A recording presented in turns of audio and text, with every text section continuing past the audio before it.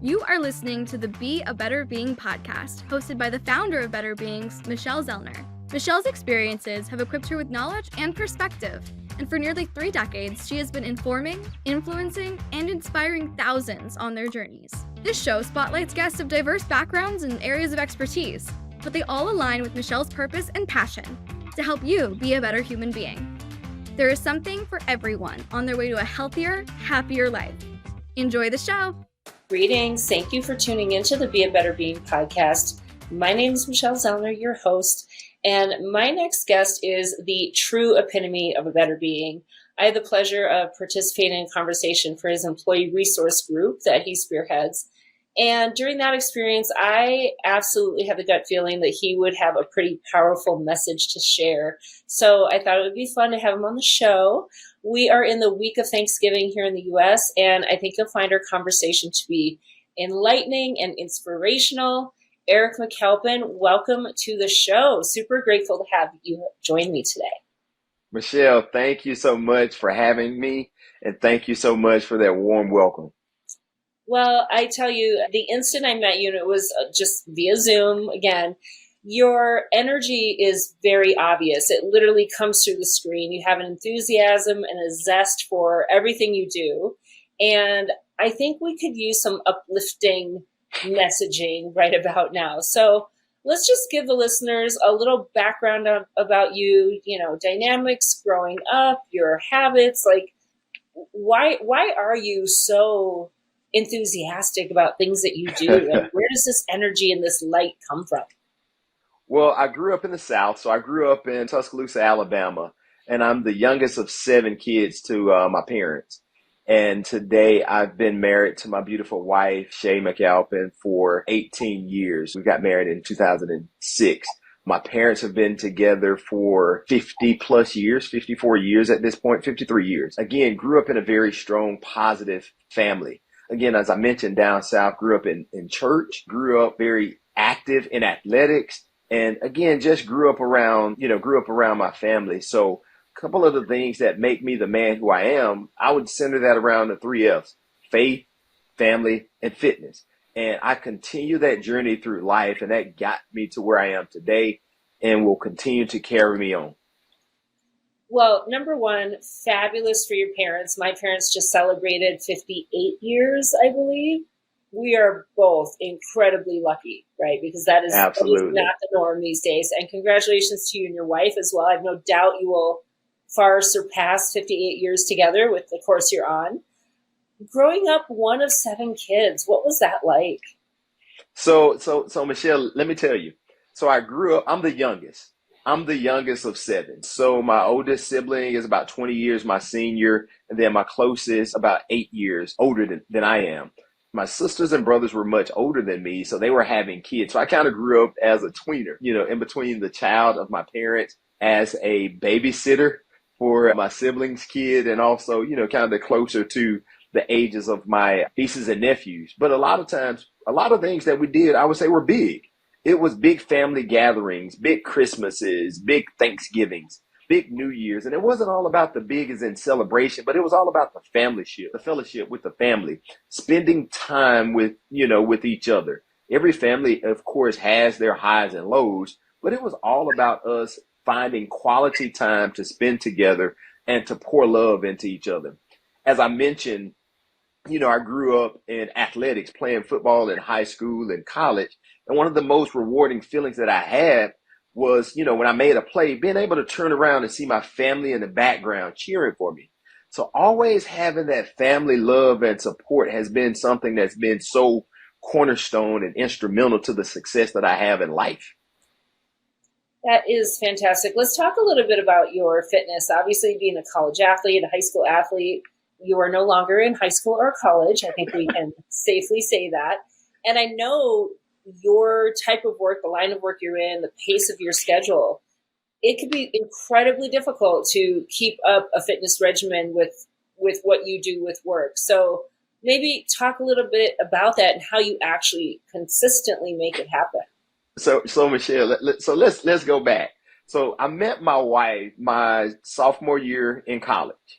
and we got married a couple of years after I graduated, and I graduated from graduate school. We got married in 2006. Around the time when I got married, of course, I entered and started working with the company that I work for today in 2005. So again, athletics, college, high school athletics, I was used to working out in the afternoon. Well, I started with the company that I'm with today and progressed, and we had an opportunity to move around a little bit to advance my career. And one of the moves that we made was we moved from Tuscaloosa, Alabama to Montgomery, Alabama. My wife and I, we would trail each other down to Montgomery, and I would go to work during the daytime and I would go to the gym in the afternoon, just like most, high school, college jocks would do. All the meatheads would go and work out in the afternoon. But this is something that kind of changed my life and changed the way that I exercise today. My wife came to me and told me, hey, Eric, you're going to work in the morning. You're going to work in the afternoon. Why am I here? Whoa. So that was a nice little shot to my ego. However, when she made that observation to me, she gave me a strong recommendation. Why don't you think about working out in the morning times? Like, I'm not working out in the morning times. Why would I do that? So she made that recommendation for me to start working out in the morning times. And I would say since 2012 until this present day, I go to the gym every morning around 5 a.m. I go to the gym every morning around 5 a.m. in the morning. And now it has changed from a physical fitness activity to now I'm more into the meditation, more of the healthy living. Because now when I go to the gym at 5 in the morning time, I think about it. If I get my first win for the day, Michelle, W-I-N, once I get my first win for the day, my first victory for the day, I'm able to get my wind for the day, W-I-N-D. I'm able to continue to propel through the rest of the day. I feel inspired. I feel successful. I feel like I've made a major accomplishment. And recently, a good friend of mine had recommended a book that I never heard of, but it's the 5 a.m. Club. And for those that are listening, you may want to check it out. It's the 5 a.m. Club, and it's talked about the successful habits that entrepreneurs have, that business professionals have, that successful people have by working out early in the morning. And I never would have thought about that, Michelle, until I got called out by my wife. But now that's just a part of my life that I can't live without. Well, I love that she was supportive of you continuing to work out, right? That's number one. I know a lot would kind of poo-poo it, like just spend time with me and not offer an alternative. But I also know it's really hard to get up early and get your butt to the gym at 5 a.m. I've been part of the 5 a.m. Club for a very, very long time. Some of it was because I was a personal trainer and I had people who worked out at 5 a.m. Not me, but I had to be there to make them work out. But then I also got into that routine where, getting up and just getting going is the best way to start your day. So, I know a lot of people are like, oh my gosh, you're crazy to go to the gym at 5 a.m. And I'm like, why is that crazy? I don't understand why that's crazy. So how do you make that happen? Because it is early. It's an early start to the day. So it's a couple of things, right? Michelle, when you think about, your habits, one of the things I believe in is your reward is in your routines. So I make it a part of my routine. And you're correct. It's not always easy. It's not all the way easy, but the rewards outweigh the activity. The rewards outweigh the risk when I'm going to the gym in the morning. And there's another component to it as well. It's called accountability partners. I work out alone, and in some cases I work out with different groups throughout the times that I go. But for the most part, I have a text group of core buddies that I would text our workout every day. Michelle, you don't want to be that person that doesn't input your workout into the chat. So it's all about accountability. But with that, it's all of the benefits that come along with working out. I'm able to think better. I'm able to function better. It gives me energy. It allows me to go out and be a much better business professional. It allows me to go out and come home and be a better husband, to be a better father, to be a better son, to be a better brother, to be a better uncle, because I have the motion in my body. I have the energy. There's going to be days that I feel like I don't want to go. But guess what? Again, I think about the reward that's there. And the other thing that I like, Michelle, now everybody works out slightly different. I like to physically go to a fitness center.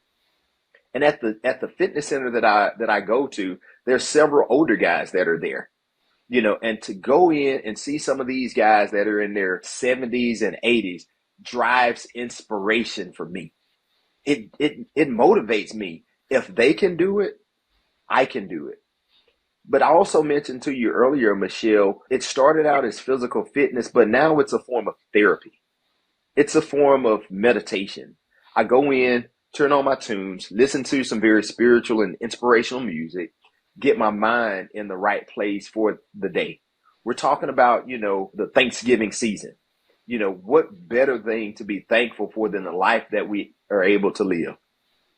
You think about that. Think about the impact that God has played in our lives and the people that we get to see. You may not have it the way that you want to be.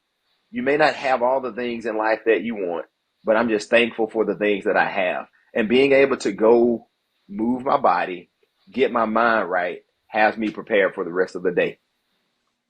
I love that. I have always said movement is medicine. And I mean, you are literally living that out, right? Because the better you are for you, the better you are for everyone else. And Yep. I know so many people see movement as punishment, or exercise is just another thing that they have to do. And it's dark and it's cold and it's the holidays, and oh, I just want to stay snuggled in bed with my wife instead. Isn't that nicer? Oh, I got to get to work early because I got all this work I have to do. And they put their own needs on the back burner because Yeah. their own needs take effort, right? Yep. It is easier to stay in bed than it is to go work out. There's no doubt about that. And so it takes that drive and focusing on the reward. My guess is it also requires you mixing things up a little bit, keeping it fresh, right? Not just doing the same thing all the time. So you and I have been working out most of our lives, right? Yeah. Me too. And it has to change. You cannot do the same thing all the time. Yeah. Number one, you're going to get super bored and you're going to stop. Number two, you're not going to really feel the reward anymore. So what do you do to mix things up and to keep you going so that when you are 80, you are still going? That's a great point, Michelle. And, people oftentimes say what you just said. It's like, well, man, you can only run for so long, or you can only lift weights for so long. I thank God for blessing me with with a very creative mind. And there's things that happen around me in my life that reignite some of my physical fitness activities and goals. And each one of us have those different things that are going on in our lives. So there's a period in my, throughout the year that I'll be training for, I'm not a marathon runner, not yet, but I'm training for, some competitive 5Ks in our community. These are philanthropic events that are used by leaders in our community to pour back into the community. When you think about things that take place, such as, American Heart Association or the Susan G. Komen Breast Cancer Awareness Month in October, those are different times throughout the year that I would pivot my workout. And I signed up for some of those competitive activities, and then I do that.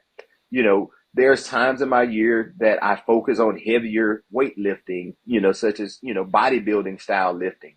And now with the things like CrossFit or hybrid fitness, or just some of the different components or some of the different styles of physical fitness that are introduced to us today, I'm not, like the flavor of the month guy, but I like to explore some of those different things, and it keeps it fun. And again, I go back to the core group of friends that I have. All of us have different workout styles that we like. Some like the Peloton, some like the outside mountain biking, some are more competitive runners. So being a competitor by nature, if I find out that you've done something that I think I can do, I'm gonna give it a shot. So by doing that, it keeps my workout fresh. I love that. I would also imagine being one of 7 kids, you had to be a little competitive with the siblings. So let's talk about the family. So we covered fitness. Let's talk about family. Yeah. Right? Like you're the youngest. So how do we stay connected, keep these bonds strong, as I'm sure various people in your family have branched out. Maybe they don't live close anymore. They have their own families and things that they're dealing with. How do you maintain these family ties over all of these years with 7 of you, plus obviously your parents as well? So one of the things I'll tell you, Michelle, is by being the youngest, I do whatever they say. So let's just put that out there and make it easy, right? So that's how we maintain. They boss me around. No, so, so being the youngest, there's always life igniting events that happen for us. And around 2008, my youngest sister that was, 8 years older than me, she passed away. And after that, my family and I decided to intentionally find ways to get together. So my sister passed away in 2008, where a few years later, 2011, I told you my parents have been together for a long time. We surprised our parents with a 40th year wedding anniversary. So we redid the entire wedding. And I've got 2 brothers that live in Michigan, 1 brother that lives in California, and 3 of us live in Alabama. So everybody came together, and we had the preacher that was there. They read the vows and, did the official wedding ceremony. My sisters and brothers, we all dressed up. My parents, we had flowers and everything. And at that time, that gave us a sense of awareness. How much time do we have left? So a few years had passed since that, and my sisters and brothers and I, now we have established this thing that we call a siblings trip. Every year between the months of January and March, we just randomly pick a destination to go to. You plan for it for the entire year. You save up your money and you decide that we're going to go. And when we go there, it's siblings and our, spouses, significant others. And we just spend time with each other and pour love with each other. But the key to that, Michelle, going back to what I said about the passing of my sister when we picked up the wedding ceremony, we became intentional. And I would challenge anybody that has family members today to be intentional with who you spend your time with and how you spend your time with.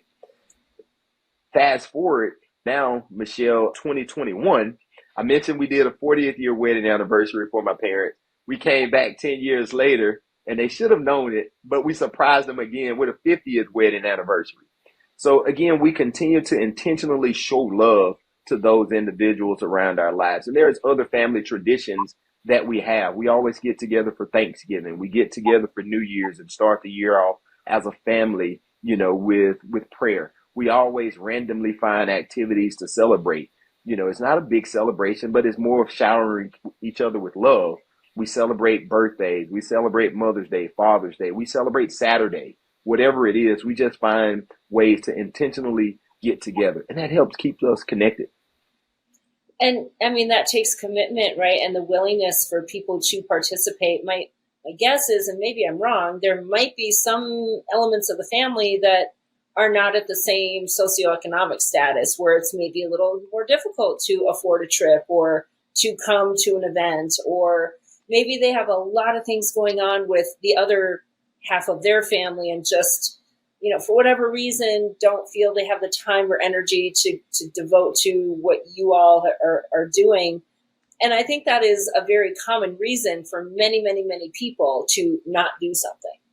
I know in my own life, that was a reason. When I lived in Hawaii, no, I'm not going to fly all the way back to New York for this thing that maybe somebody else who lives in New York is going to go to. Like, it isn't always possible. But can I still do something to be part of it? Can I still do something to be connected? Can I still put a little bit of effort in recognizing that there's this family thing going on and for whatever reason I'm not able to be there? I can. And then you decide if you're willing to do that or not. And I think it comes down to, again, the intentionality, but also deciding that it matters. And it does. And you have to realize, Michelle, there's always going to be an excuse in life. There's always going to be an excuse in life. When we were planning our trips here recently, I'm the youngest and I've got, now a middle school kid, so my daughter's in middle school. My sisters and brothers, as I mentioned to you, are much older than I am. And all of them are empty nesters. So it took some intentionality with us to plan on how to make sure my daughter was going to be taken care of if we plan a trip during the middle of a school year. But if again the reward outweighed the risk, you know, there was no price tag that we could put on getting your family together. Going through the loss of a loved one is something that, I don't wish on anyone, but it's natural. It's going to happen. It's going to happen. But I think there's things that happen in our life that God is getting our attention for. Hey, here's one that's left. Got it. We got the message. And at that point, when we got the message, we decided to put all things aside and pour all into each other. If you're not able to come, guess what? We'll find a way to come to you. If you're not able to afford a trip, again, it's enough of us that we can pitch in and get you to where we are. But one of the other things, Michelle, is not always about the traveling. It's not always about the exploring the world, which that is fun. One of the cool things that COVID has taught us is the use of technology. There's no problem with us to throw a Zoom link out and see all of our siblings together and see my parents on a Zoom link with us, and just to get an opportunity to see everybody, to say hello, say how you're doing. There's always a way that you can make it happen if you want to, but you have to be intentional. You have to be intentional with being able to love on each other. You have to. Yeah, I mean, as somebody who has been more intentional about devoting time and attention to family over the last few years, I definitely, it is something that when you recognize what's important, recognize what matters, then you figure it out. And also part of that, and I think you've described this, is the willingness for people to compromise, right? You cannot possibly get 7 siblings to agree exactly, or 6 siblings to agree exactly the way something should go. I will not believe that or buy that for a second. And so obviously there is compromise that's happening. So what is the art of negotiating compromise? What does that look like? So that's funny, right? So when you think about when you think about siblings get together, and really anybody, whether it's a team of athletes, whether it's a team at work, a team in the community, or a team at church, we ask ourselves, when we get together, what are we here for? We're here for each other. That's what we're here for. My wife and I, we have those same conversations. What are we here for? We're here for each other. What are we here for? We're here to make sure our daughter, Erin, is living the best life that she can live, and we put her in the best situation that we can to make her successful. With my sisters and brothers, with the work that we do at the church, what are we here for? With my siblings, we're here to love on each other. It doesn't matter where we want to eat. It doesn't matter who wants to go shopping or whatever, because we're there long enough that everybody is going to get a little bit of what they want. And guess what? Once we break the huddle, you're able to go back to your own area and you're able to get everything that you want. But even with that, once you go back, there's still compromise that you have to do there. So I would challenge, Michelle, anybody that's listening to us today, if you have family members that are in your life and people that you haven't talked to, if there's people that you've wronged or people that have wronged you, we're in the holiday season. Don't let that hang over your head. Be intentional, reach out. You be the first person to say, okay, we're here, because life is too short. Life is too short for us to be trying to make, tough decisions on, well, hey, I'm not going to call you because I have to go to work, or I'm not going to call you because of, we haven't talked in a while. That's right. We haven't talked in a while, but let's start talking now. Hey, I haven't told you I love you in a while, but guess what? I still love you the same way I did yesterday. Because right now, when you think about the Thanksgiving season, we've got too much to be thankful for. So because of that, Michelle, is the spirit of love that we have for each other makes it easy to compromise. And it sounds like gratitude plays a huge role in your life, right? And I'm guessing that's something that your family instilled in you, and probably through church and your faith. What does gratitude look like for you, and how does that really kind of, I guess, steer your ship on a day-to-day basis? So again, I mentioned to you, Michelle, I'm an early riser. So when I get up in the morning, now I get up in the morning a little early and I go into my moments of meditation. I go into my room and, and I'm thankful that when I wake up and I look around my house, my wife and my daughter are okay. I'm able to wake up and move around. We got a roof over our head. I'm thankful for that. And again, as I go through the day, I intentionally spend more time being thankful for things opposed to worrying about things that I'm not able to be thankful for. You know, I tell my daughter all the time, and there's things that, we have in life. We have options of, many of us have options of the types of shoes that we wear, the types of food that we get to eat. And when you're going and giving back to, serving your communities, to some of the underserved areas, regardless to how well you have it, you have options. That's something to be thankful for. When you think about people waking up in the morning and, as you travel with, around the world, you travel around the country, you see people that are, some people that are living outside or people that are sleeping in their cars or whatever it is. And that's not me.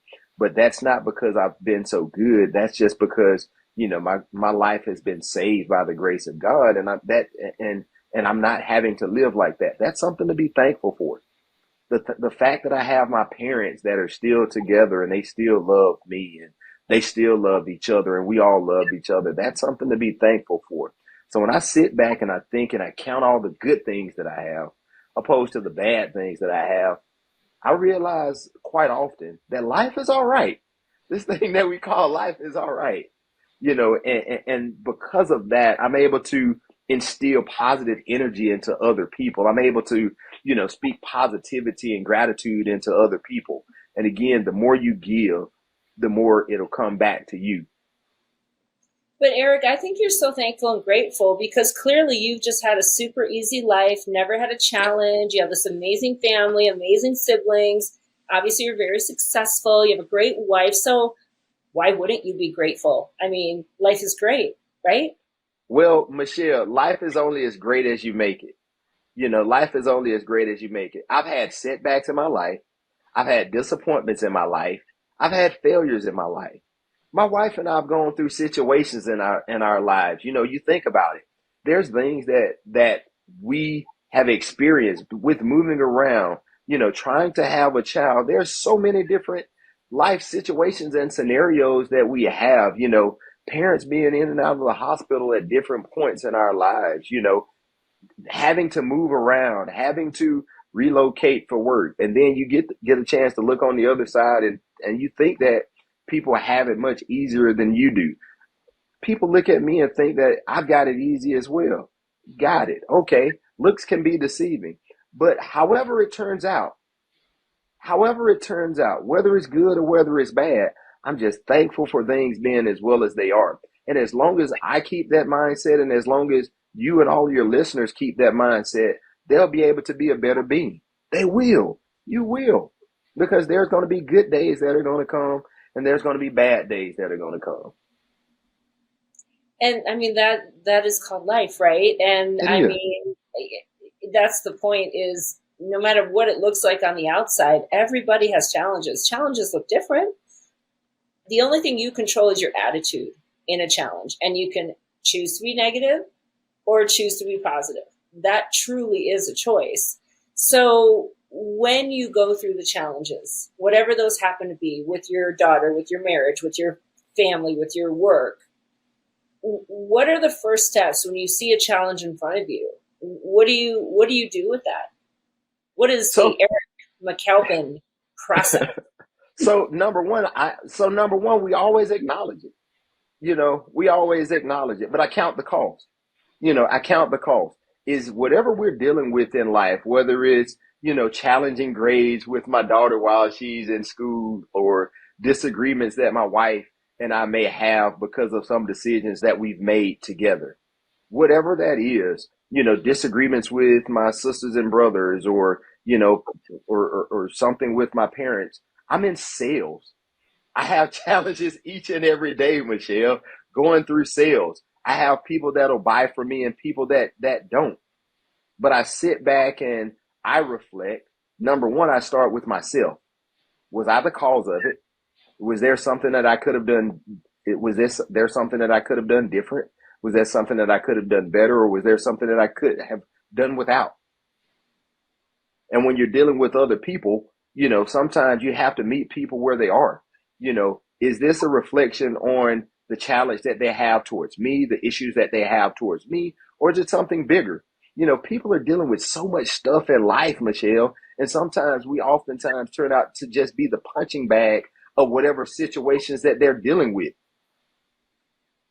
Whether my wife is having a bad day at work, or my daughter's had a bad day at school, or my parents woke up because they're in their 80s and they're feeling a little pain in their body.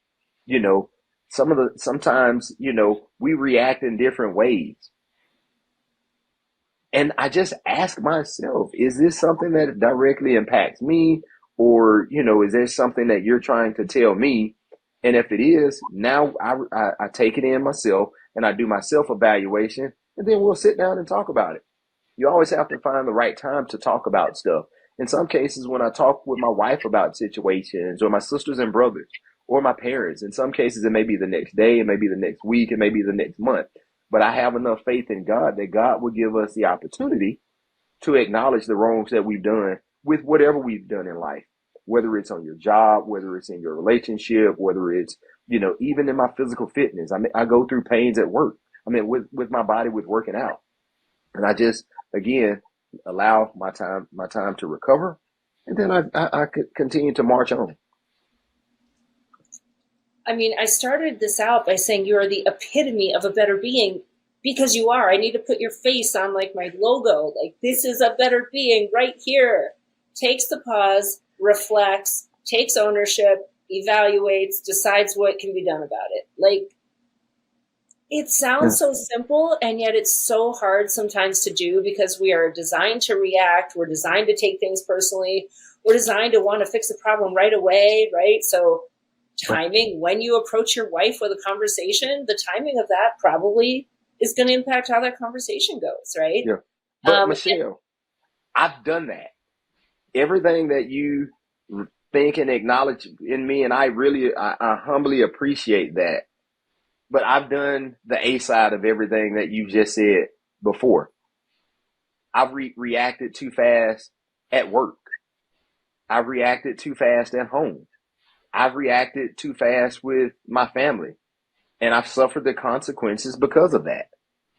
And as I sit back and grow and I mature in life, and I sit back and surround myself with others, I have mentors, I have examples, I have other people that pour into me, and other people that I watch up close and from a distance.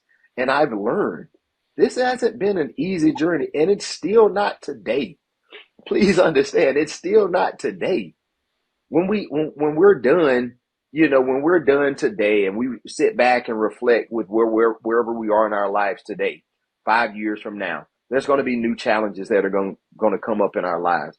And I just challenge myself, challenge you and all of our listeners today to acknowledge the challenges that we're going to face, and realize that it's not as bad as it may appear. I'll always tell my wife this, Michelle, because trust me, oftentimes just like your bank account, you always try to pour more in than you take out, right? So I'm always trying to do more positive than I do negative around the house. And when I make mistakes at home, because trust me, I do, I always tell my wife, charge it to my head and not my heart, because there's going to be times that I'm going to make mistakes. But as long as my heart is in the right place and I'm not intentionally making mistakes, please forgive me.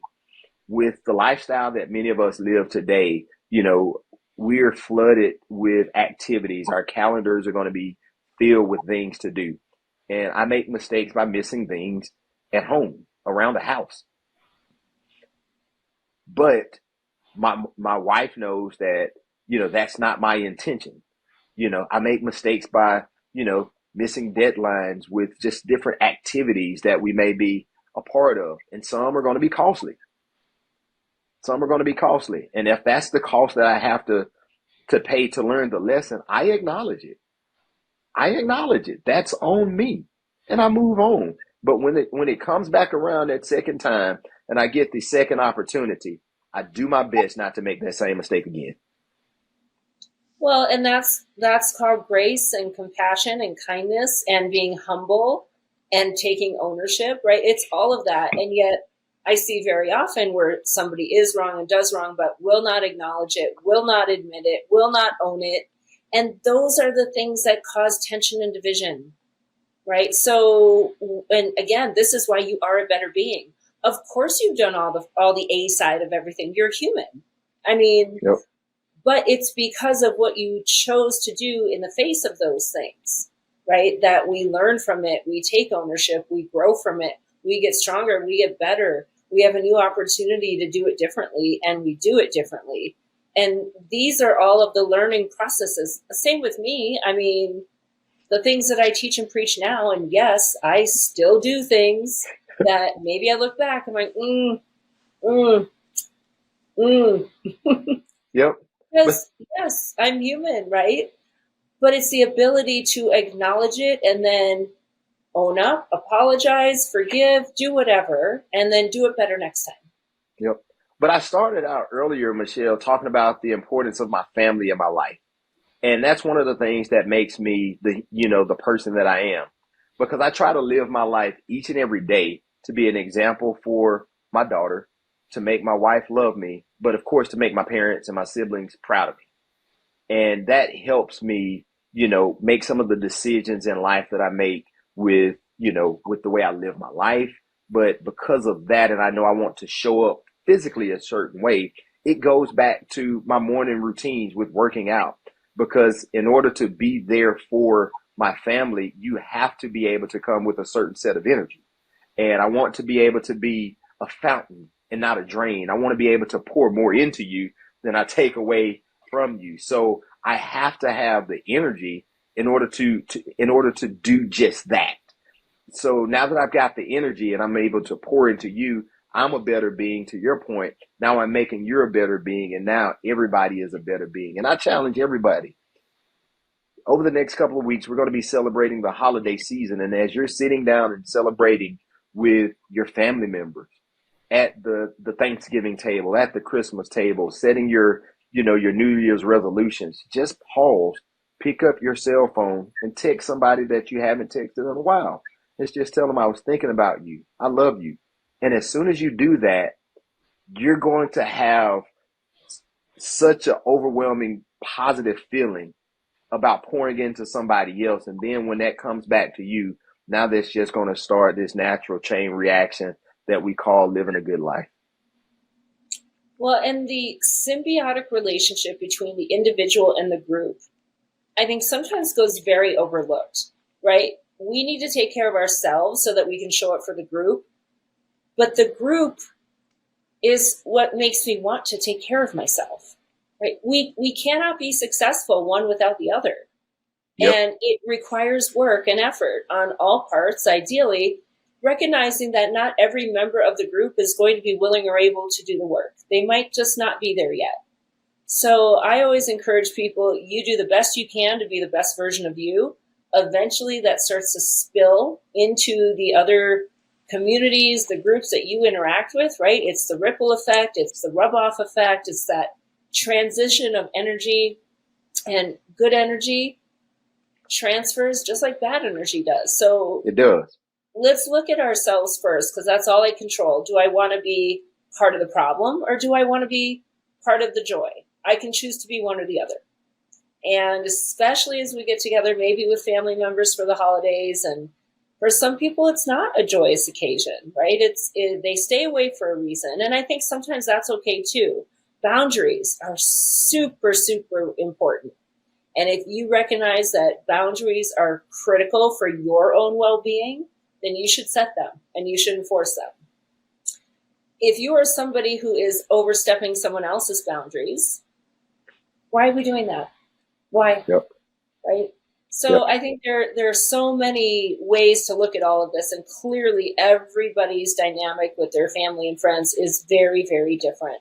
So you take the things that you know could be helpful, and we're going to run with it.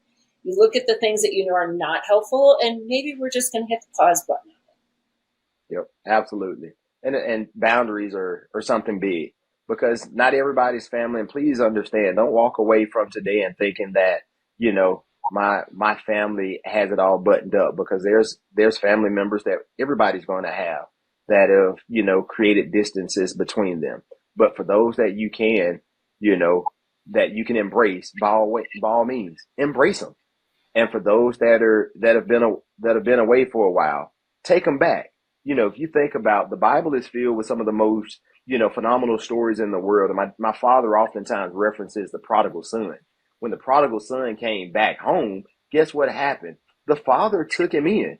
It wasn't the father's job to chastise him and criticize him and wonder why he was gone so long. When he showed up, he welcomed him. He welcomed him with open arms. And there's always that time. This is going to be that time of year that we're always going to have an opportunity to make it right within any of our family members that have strayed away. It's going to be a great opportunity for us to make it right with any of our friends that are strayed away. And of course, there's going to be boundaries.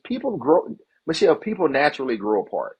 People are going to naturally grow apart. There's some of the friends that I had when I was in high school and in college and earlier in my professional career that we've grown apart. I acknowledge that. But when we get together, guess what? It's all love and it's all a good time, because I'm glad to see you. I am excited to see you. Guess why? Because I can still see you. And as long as I can see you, that lets me know that everything is all right. And no matter how bad it is, because I can see you, you can definitely make it better. What a great message. I love that. Is there anything before we officially wrap up that we haven't said yet that you think the listeners should hear? No. Well, Michelle, first off, I'd like to thank you for giving me an opportunity to be a part of this conversation with you and to hopefully pour into other people's lives. Again, I mentioned to you, and we talked about the 3 F's that I try to surround my life with: fitness, family, and faith.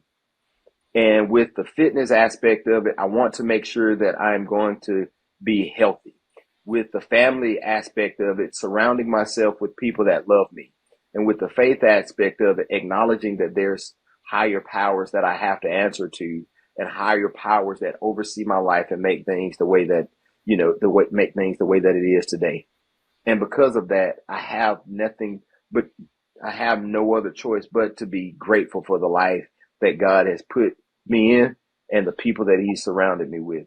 And I just challenge you and all your listeners to think about that while we're celebrating the holiday seasons.